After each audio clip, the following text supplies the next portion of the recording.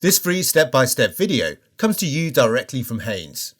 You can complete more than 200 jobs on this vehicle when you purchase the complete Haynes online manual at haynes.com.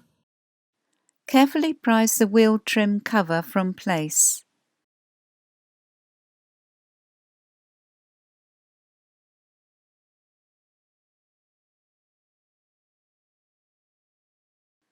Using the special anti-theft wheel bolt adapter where necessary, slacken each of the road wheel bolts half a turn. Position the jack head under the reinforced section of the sill flange and raise the vehicle until the wheel is clear of the ground. Support the vehicle with an axle stand under the reinforced section of the sill flange.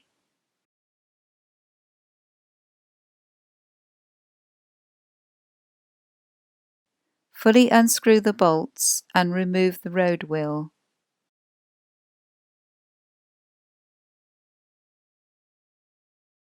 Push in the caliper piston by sliding the caliper body towards the outside of the vehicle by hand. Unscrew and remove the lower guide pin bolt.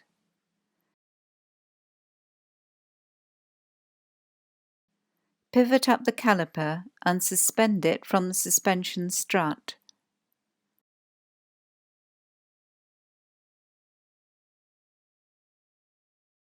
Remove the outer and inner brake pads. Then prise the shims from the caliper mounting bracket.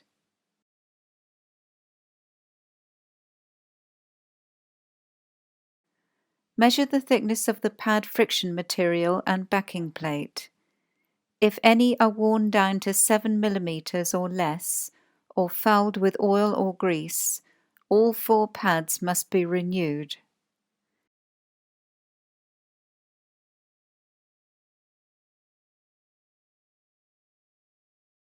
If new pads are to be fitted, clamp the flexible rubber hose, remove the cap and connect a hose to the bleed nipple.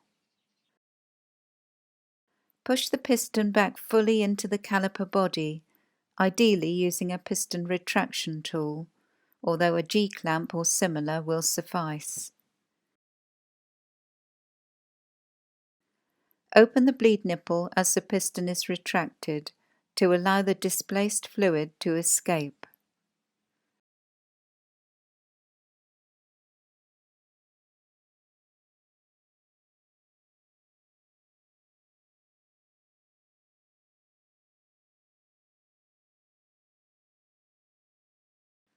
Just before the piston comes to a stop, close the nipple.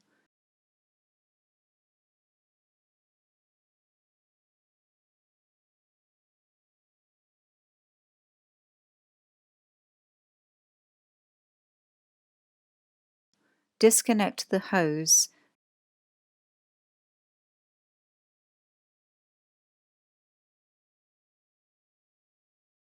and refit the rubber cap. Don't forget to remove the hose clamp.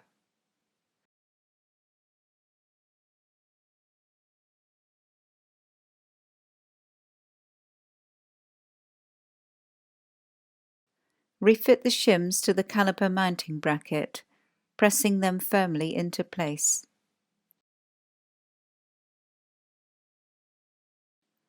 Apply a little high-temperature grease to the contact points on the pad backing plate, then fit the inner pad into the caliper mounting bracket. The inner pad is identified by the projections on the backing plate. Clip the wear warning spring to the outer pad. Then apply a thin smear of high-temperature grease to the contact points on the backing plate. Press the outer pad into place on the caliper mounting bracket. Lower the caliper down over the pads, insert the new guide pin bolt and tighten it to the specified torque. Repeat the procedure on the remaining brake.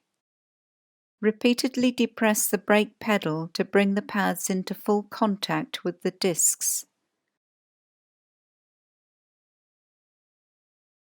Check the fluid level in the brake fluid reservoir and top up if necessary.